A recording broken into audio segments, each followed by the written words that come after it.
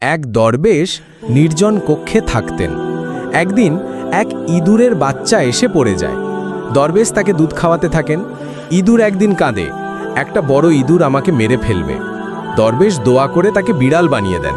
পরে বিড়াল আবার কাঁদে, একটা কুকুর আমাকে তাড়া করছে। দরবেশ এবার তাকে কুকুর বানান। এইভাবে সে নেকড়ে, তারপর বাঘ হয়ে যায়। একদিন জঙ্গলে এক আসল বাঘ বলে, তুই তো ইঁদুর ছিলি, আমাকে মারতে হলে আগে তোর সেই দরবেশকে খতম করে আয়। বাঘ রূপধারী ইঁদুর দরবেশের সামনে গিয়ে বলে, আজ তোমাকে খাবো। দরবেশ শান্তভাবে বললেন, ও আচ্ছা, তাহলে তুই আবার ইঁদুরই হ যা। দোয়া করে দরবেশ তার গায়ে হাত বুলালেন, সে আবার হয়ে গেল ইঁদুর। লোভ মানুষকে সর্বনাশের দিকে নিয়ে যায়, আর আল্লাহর সৃষ্টির হস্তক্ষেপ ফল দেয় না।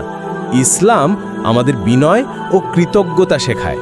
এরকম মজার ইসলামিক শিক্ষা পেতে চ্যানেলটা সাবস্ক্রাইব করে ফেলো।